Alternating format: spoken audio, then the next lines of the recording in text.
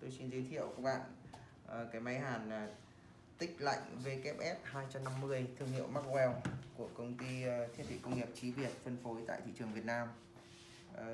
Về cấu trúc và hình dạng của máy thì nó có cái thiết kế là vỏ sắt và ốp nhựa xung quanh để chống va đập. Kích thước thì là ở cái kích thước cũng là size trung bình như cái máy thông dụng là tích 200 ở trên thị trường, cũng như các cái thương hiệu khác. Về kích thước, về trọng lượng của máy thì nó nặng hơn. Trọng lượng của máy, cái máy này là nặng 8,5 kg. Về cảm quan bên ngoài thì máy được sơn màu đỏ, thương hiệu Maxwell, in bên sườn. Và mặt trước của máy là có kết nối với bộ phận đầu mỏ. Thứ hai nữa là các cái phím điều khiển chức năng của trên máy. Thì đi vào chi tiết cụ thể thì tôi xin giới thiệu về cái máy này có những cái đặc điểm nổi bật gì so với các cái máy thông dụng trên thị trường hiện nay. Thì cái máy này nó rất hay, nó là có 3 cái chức năng hoạt động và được cài đặt bộ vi xử lý ở bên trong của máy và điều khiển nó rất là chính xác. Thì nó khác biệt so với cái máy đang bán trên thị trường, nó có được cái tích hợp của 3 tính năng. Thứ nhất là cái máy này nó có cái hàn tích DC là thông thường như các cái máy ở trên thị trường đang có, nó có chữ tích TIG. Và thêm một cái tính năng thứ hai đấy là cũng là hàn tích nhưng mà chế độ là hàn sung, là pulse. Tính năng thứ ba là cái hàn cool well, tức là gọi là hàn lạnh. Đây là một cái công nghệ mới và tiên tiến nhất ở trên thị trường hiện nay cho cái dòng máy hàn tích, để ứng dụng cho cái vật liệu hàn mỏng và nó tránh ra nhiệt tại chỗ gây ra biến dạng đối với hàn các cái vật liệu mỏng và rất mỏng. Thì về chức năng của từng cái phím điều khiển ở trên mặt máy thì gồm có các cái phím mà được hiển thị bởi các cái đèn báo. Thì về cụ thể thì tôi sẽ cắm điện lên để nó hiển thị rõ lên thì các bạn nhìn sẽ rõ hơn. Thì trước tiên thì tôi giới thiệu về cái phần đằng sau của máy là bao gồm có dây nguồn chạy điện một pha 220V. Thứ hai là công tắc bật tắt cấp nguồn cho máy. Thứ ba là cái đường kết nối khí argon bảo vệ mối hàn. Thứ tư là cái đường nối tiếp điện tránh rò rỉ điện gây ra điện giật đối với thợ vận hành. Thứ năm là quạt làm mát.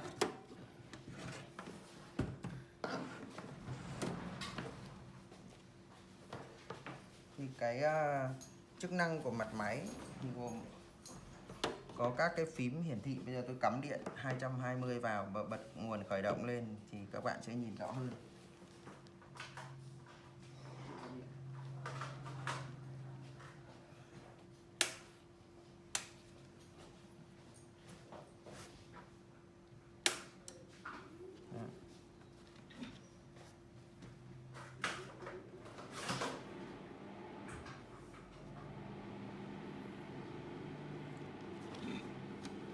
Tôi xin giới thiệu chức năng đầu tiên, đấy là chức năng hàn tích.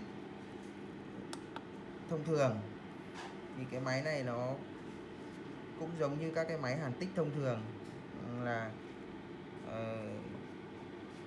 dòng hàn là dòng hàn DC thì nó có đèn báo là chế độ DC ở đây, và cái đèn báo là wearing current là hiển thị dòng hàn, và chiết áp điều chỉnh tăng giảm dòng hàn ở đây là chiết áp điều chỉnh vô cấp, điều chỉnh dòng hàn. Là cái điều chỉnh cái số thấp nhất của cái dòng hàn DC này là nó là 10A và lớn nhất maximum là đến 250A.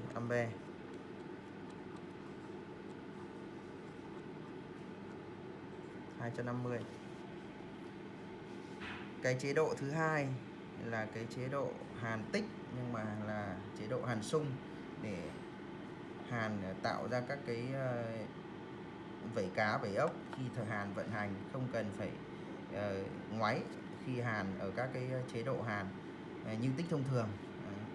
Thì cái này nó sẽ phức tạp hơn cái tích thường, và lúc đó nó có các cái phím để ta điều chỉnh. Thì tất cả từng cái chức năng điều chỉnh ở trên cái này nó được hiển thị trên đèn báo, và ta điều chỉnh bằng một cái chiếc áp tích hợp duy nhất, và chuyển đổi các cái chế độ này bằng cái phím setting. Đầu tiên là cái điều chỉnh dòng hàn, là cái đèn báo well current nó hiển thị màu xanh lên như thế này, là ta sẽ điều chỉnh đặt cái dòng hàn mong muốn. Ví dụ như ở đây tôi đặt là 150A. Xong tôi chuyển sang cái tiếp theo là cái dòng sung, cái PMW kép, là cái chế độ, cái này gọi là cái chế độ rộng sung. Thì cái này nó tương ứng cũng như là cái dòng hàn, lúc cái độ rộng của cái tần sung là khi hàn là nó sẽ đạt được một cái dòng tương ứng với cái dòng hàn. Thì ta để ở cái chế độ cái này thì nó sẽ có cái độ rộng của cái sung là từ 5 cho đến 95%. Thì thông thường ta để ở mức độ trung bình, từ 30 đến 60% của cái độ rộng sung. Ví dụ tôi để 35%. Đấy là ta cài đặt. Chuyển sang đến cái tần số dao động của cái dòng hàn sung này, là cái frequency này, thì cho phép cài đặt là từ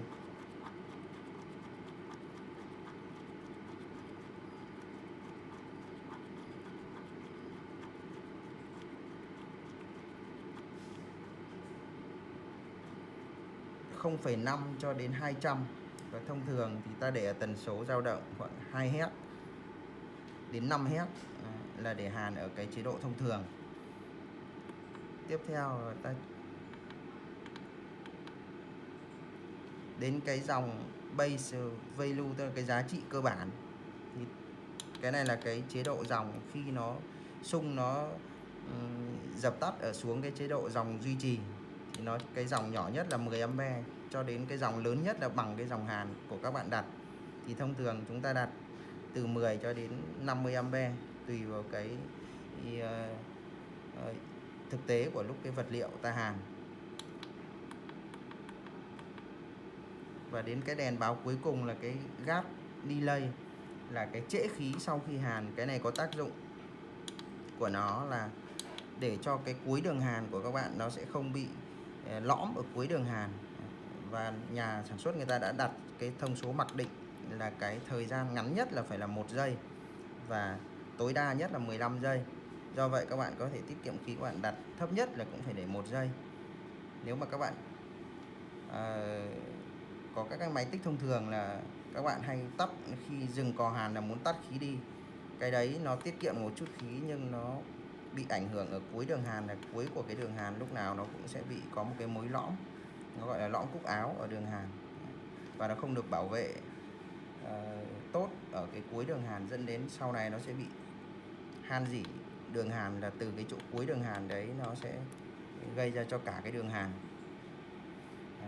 Thì tôi vừa giới thiệu về các cái đèn báo và cái cài đặt chức năng của cái máy hàn ở cái chế độ là tích sung. Và tiếp theo thì tôi xin giới thiệu đến cái chế độ thứ 3 của cái máy này, gọi là cái đặc biệt nhất hiện nay trên thị trường của cái máy mới ra đời này, là cái chế độ là cool well, hay người ta gọi là hàn lạnh. Thì hàn lạnh này thì nó có các cái phần cài đặt phím chức năng. Thì thứ nhất là chuyển chế độ ta về cool well. Thứ hai là chế độ này là single và continuous. Thì single thì hay thông thường người ta gọi là chế độ 2T, và continuous là hàn liên tục thì người ta gọi là 4T. Thì tại sao lại 2T và 4T? Thì cái 2T là cái single này là cái hàn là dùng cho ta hàn điểm, hoặc là ta hàn giữ cò trong quá trình hàn là từng mối một. Cái continuous này nó có chức năng là duy trì cái khi khởi động có hồ quang hàn, và nó sẽ duy trì đường hàn ta không cần phải giữ cò, và lúc nào muốn ngừng hàn thì ta tác động vào cò hàn một lần nữa thì nó sẽ tắt, thì nó giải quyết cái vấn đề là không bị mỏi cái ngón tay của thợ hàn trong quá trình hàn đường dài. Đó. Thì để hàn, ta hàn đặt thông thường là nếu hàn đường dài ta để ở chế độ continuous. Và cài đặt các thông số thì đầu tiên nhất là bao giờ là phải cài đặt cái thông số hàn là welding current đây. Ta để ở cái dòng hàn tùy vào cái độ dày vật liệu của mình mà ta để dòng hàn cho nó phù hợp. Ví dụ tôi để 100 chẳng hạn. Cái thứ hai là đến cái welding time, thì cái này là cái thời gian hàn, và nó tương ứng với cái dòng hàn nó mở trong quá trình hàn, thì dòng ta cũng đặt tương ứng với cái dòng hàn đặt mặc định ban đầu là 100. Và cái thứ ba là cái interval time, là cái này là cái thời gian nghỉ của cái thời gian nghỉ của hàn, là khi đang hàn và ta lại nghỉ xong ta lại hàn tiếp tục, thì cái thời gian này nó sẽ được đặt ở mức độ là từ 0,1 cho đến tính bằng hàng chục giây. Thì nếu mà trường hợp nó nghỉ quá dài thì các cái mối hàn nó không liền mạch, mà nếu trường hợp nó thời gian nó quá ngắn thì các cái mối hàn nó lại liên tục với nhau, thì nó sẽ tạo ra cái đánh thủng đường hàn, hoặc là nó sẽ bị cháy đường hàn. Do vậy cái thời gian này ta cũng phải điều chỉnh khi hàn thực tế phù hợp với cái tốc độ đi cầm mỏ hàn của thợ hàn, thì lúc đó thì ta chỉnh thực tế thì nó sẽ phù hợp với cái đường hàn làm sao cho nó đẹp. Đấy là cái tham số mà cũng phải hiệu chỉnh rất nhiều ở cái interior time này. Còn cái đèn cuối cùng thì cũng là cái đèn trễ khí thôi. Thì tôi vừa giới thiệu tổng quan về của cái máy hàn là tích 3 chức năng, gồm có hàn tích thường DC, tích xung và hàn tích lạnh. Model WF 250, thương hiệu Maxwell, phân phối của công ty thiết bị công nghiệp Chí Việt. Đấy, sau đây thì tôi sẽ kết nối với bộ phận mỏ hàn và đường khí để chúng ta sẽ hàn thử trên vật liệu inox và thực hiện trên từng cái chức năng một.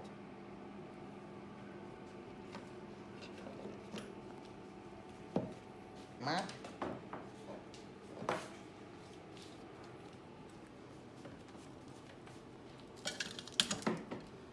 Thứ hai là với mỏ hàn.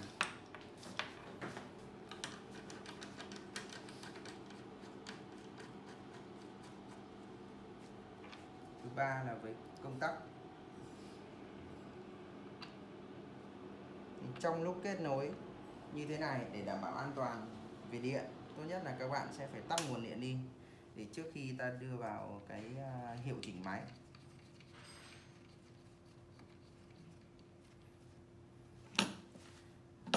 Sau khi kết nối kẹp mát và mỏ hàn với máy hàn thì để đảm bảo an toàn, ta nên tắt nguồn điện cấp cho máy để điều chỉnh các cái chi tiết ở phía đầu mỏ hàn, để tránh trường hợp là có điện tác động vào cò hàn phóng điện dẫn đến hiện tượng bị điện giật. Thì đầu tiên nhất, kiểm tra cái trục xứ.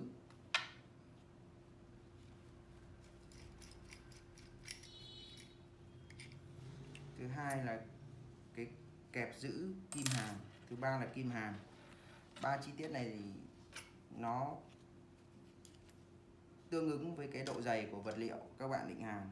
Nhưng nếu mà cái vật liệu nó rất mỏng thì có thể kim hàn là chọn kim nhỏ nhất, là có cái tiết diện là 1,6 mm trên thị trường hiện nay, và cái độ dày trung bình của cái kim hay sử dụng là 2 mm và 2,4 mm. Thì tôi đang thực hành cái kim hàn là 2,0 mm cùng với cái trục khí, cái đầu thoát khí là phi 6.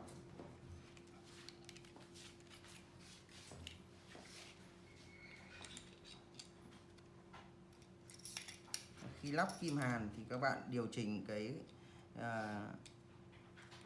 cái kim hàn này. Tôi nói thêm là trước khi lắp vào các bạn mài nhọn đầu để cái tiếp xúc cái đầu hồ quang nó sẽ tốt hơn và tạo ra cái độ thẩm mỹ cho cái đường hàn. Thì các bạn sẽ mài nhọn, và khi lắp vào kim hàn vào đầu mỏ hàn thì các bạn để nghiêng thế này và điều chỉnh cho tôi cái khoảng cách cái đầu kim nó thò ra ngoài trục xứ này là khoảng 1 đến 1,5 mm. Đấy, xong đó ta vặn chặt lại. Xong cái công việc kết nối ở phía đầu mỏ hàn, bây giờ ta đến công việc thứ hai là kết nối với khí cấp cho máy để bảo vệ đường hàn.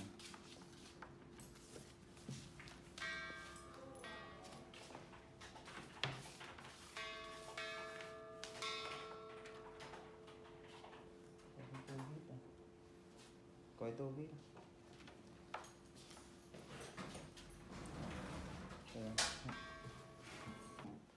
Đường khí cũng đã sẵn sàng. Bây giờ ta bật máy khởi động máy để ta điều chỉnh cái lưu lượng.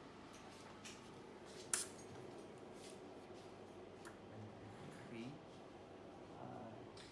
Tiếp theo là đến khi ta khởi động máy lên, ta sẽ điều chỉnh mở khí và lưu lượng khí đối với hàn kim 2.0 ta để lưu lượng chỉ khoảng 7 lít trên phút.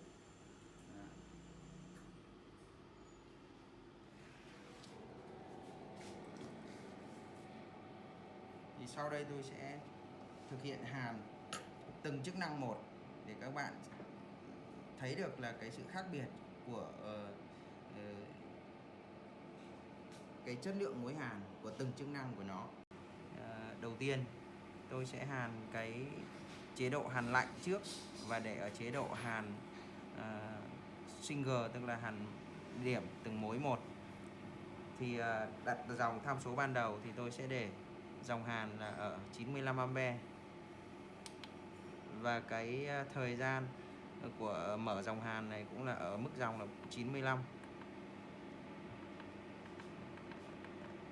Cái trễ khí đang để 1 giây và cái thời gian khí khởi động trước khi hàn là 0,2 giây.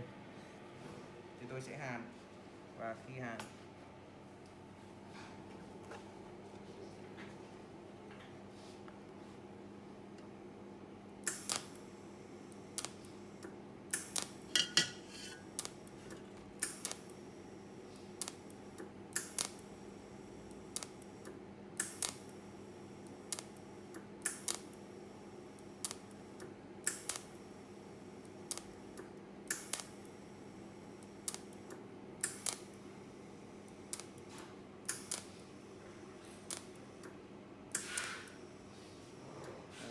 thì cái mối hàn của từng mối một là ta phải mỗi một lần hàn là ta phải ấn cò hàn một lần, và nó tạo ra cái đường hàn liên tiếp này là phải ấn rất nhiều lần.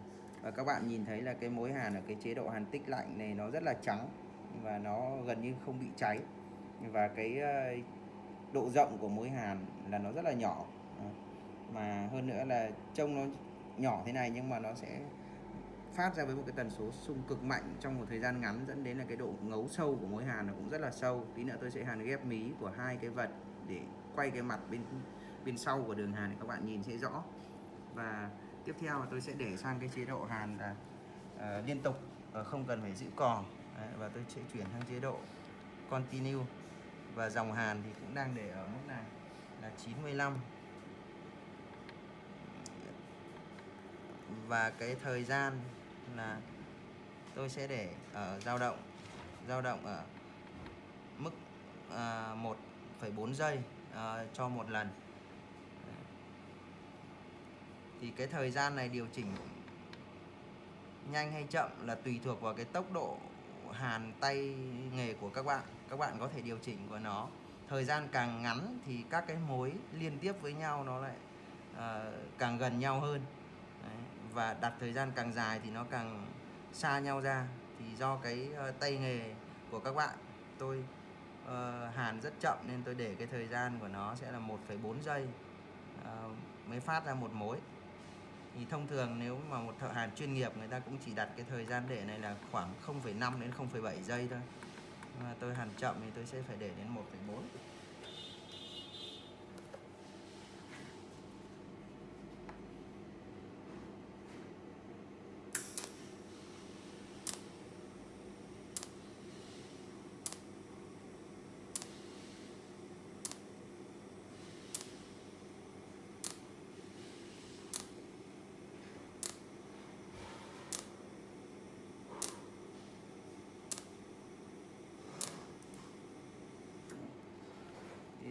là kết thúc của cái đường hàn, là tôi chỉ cần ấn cò một lần phát ra hồ quang và tôi không cần phải giữ cò trong quá trình hàn. Khi nào kết thúc đường hàn tôi chỉ ấn cò lại một lần nữa là nó ngắt, thì nó cũng ra được một cái đường hàn tích lạnh trắng sáng như thế này.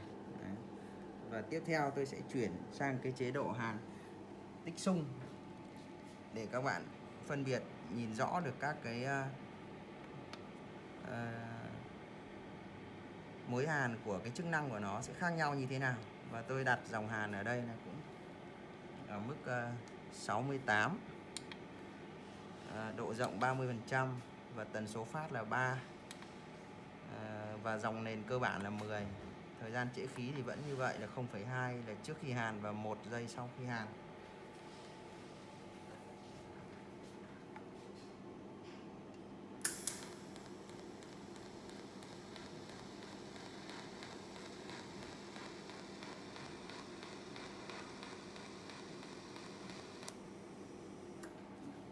Đó.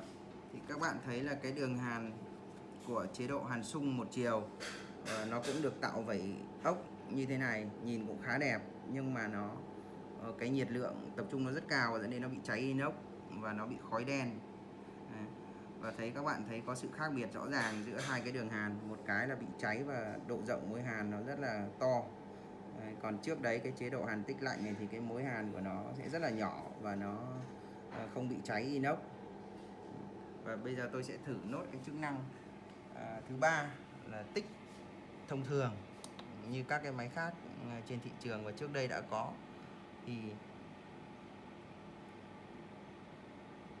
tôi để dòng hàn khoảng 80A đây thì các bạn sẽ thấy